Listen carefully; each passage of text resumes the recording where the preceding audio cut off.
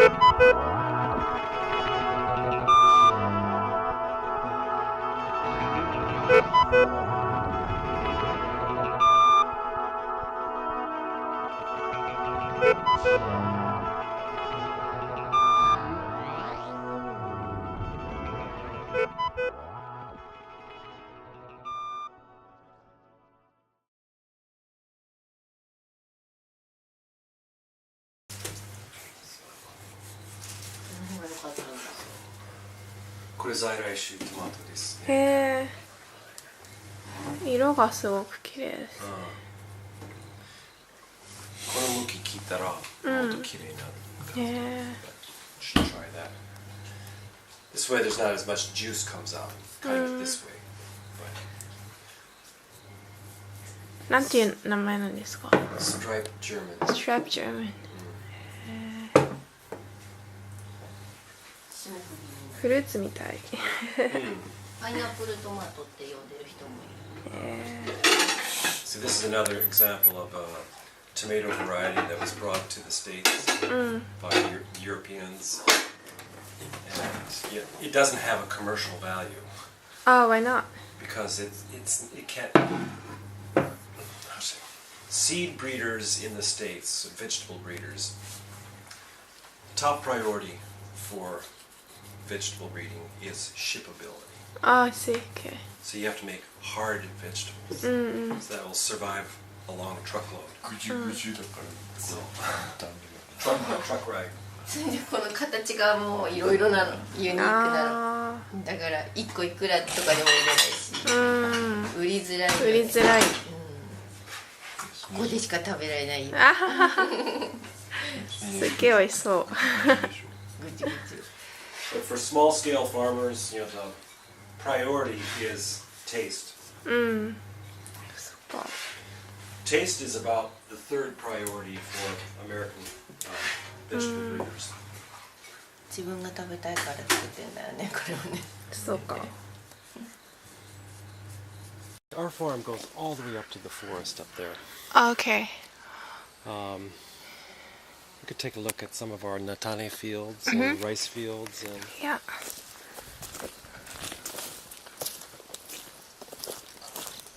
we started the CSA in 1996 or 1997. I can't remember anymore. We did it for 18 years. And then about 3 years ago, we decided we're going to take a break from doing the CSA. our children were growing up, and we also had kind of a new start here at the farm.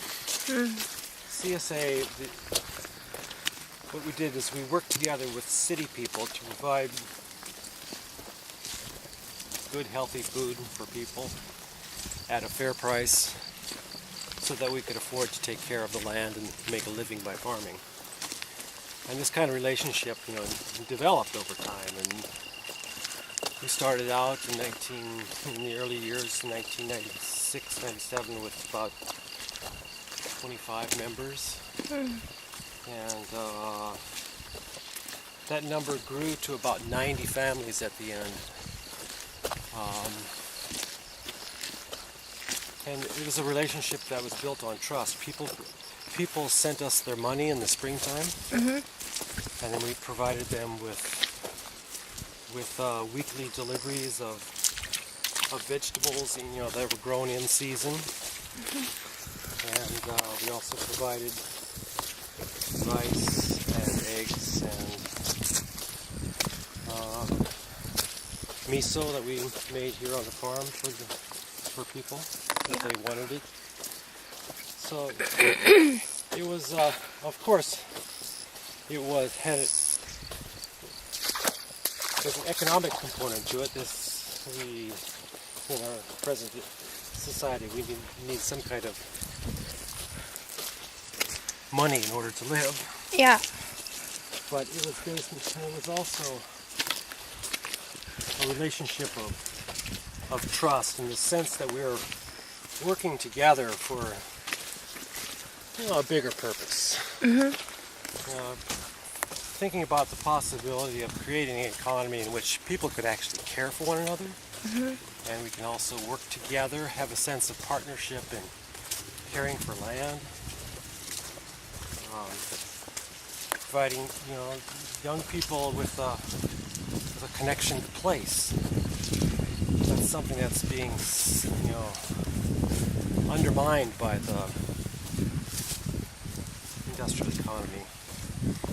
People move away from the rural areas, and after two generations, well, you don't have any grandparents living on the farms anymore. So there's a disconnect that happens, and people don't understand what is all involved in the growing of food and maintaining a national food security. Don't know what's required. So this relationship that we have with city people and newsletters that we're able to write, we can kind of communicate these ideas and share with the city people. So we're not isolated. We're not alone, and we're trying to build a common understanding of what it takes to create a good local economy and a good agriculture that produces good food. It's important. Whenever this past year, we harvested natane and wheat on this field.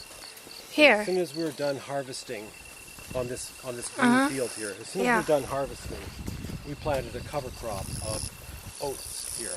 Okay. So with organic farming, it's always important to keep the ground covered. Okay. That's one of the important keys, is that there's always something growing on the soil, returning organic matter back and keeping the soil from eroding. Having what's called a green manure crop growing on the fields at all times. So if you take a look at the farm from the top of the ski hill, you can see that most of our fields here are green, even after we're done harvesting for the year. After the nuclear disaster, we had some family discussions, and we decided 2 years ago that we would set up this solar panel? Solar panel. We're generating about 42,000 kilowatts, 42,500 kilowatts per year. Okay. which is a fair bit of electricity. I think, you know, it would more, well, with a farm, you know, we have electric pumps and we have electric motors for our drying equipment and our flour mill and our oil press. So we use a fair bit of electricity, but I think this would more than power our farm. And I think actually there would be enough electricity for about 3 or 4 households. So thinking about a local community grid, you know, just the number of households right in this area, we could share that electricity right here. Then we could reduce our dependence on outside sources of energy altogether. So that's something that we're thinking of long term. Winnipeg, Manitoba, Canada. That's where I lived for 12 years, and started the bakery, and also was a community educator, a community organizer, and helped a farmer organize a community-supported agriculture project, in which he was supplying 200 families with vegetables and fruit through the summer. Well, after leaving Manitoba, this is quite a walk. I just felt I wanted to go home. Okay. But I spent 6 months as an agricultural trainee in Hokkaido with Aki, and then we got married, moved back to the States, started farming. And that was Nebraska or Nebraska, different? Okay. Nebraska. So your hometown, right? Hometown. Yeah. Aki broke her leg shortly after arriving, and we went ahead with the farm anyways. But basically after 1 year, our bank account was empty, and I was growing cynical. I just didn't see much of a future in continuing with the CSA at that point, because at that point the economy in the States was good and a lot of people were just eating out.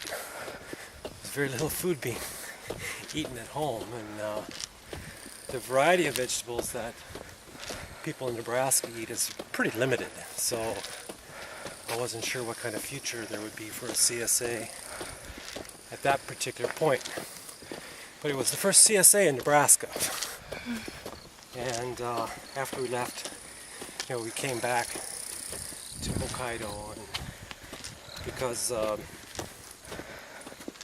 there was Mennonite church members who had looked into starting this project here.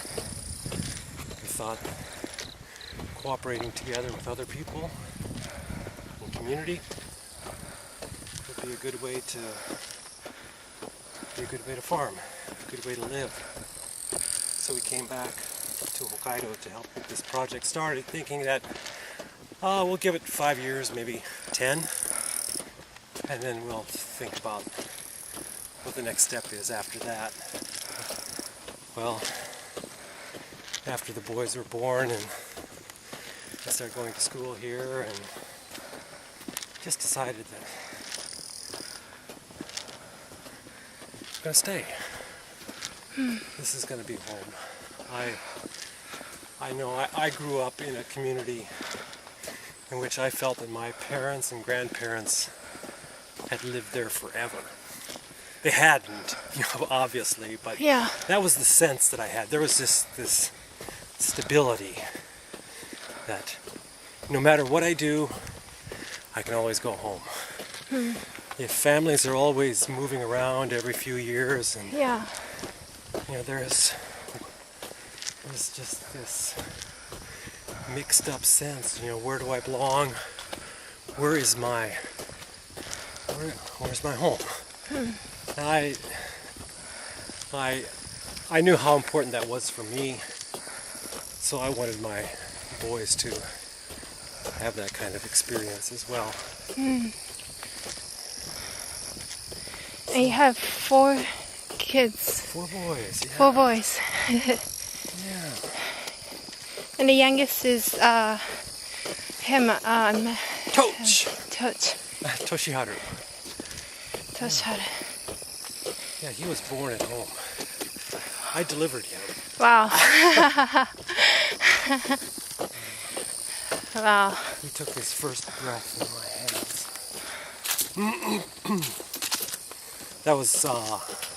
That wasn't by accident. we had planned. I'd actually prepared for that. Wow.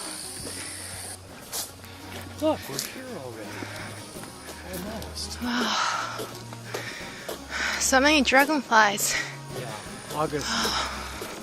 The yago come out of the rice field. Skies.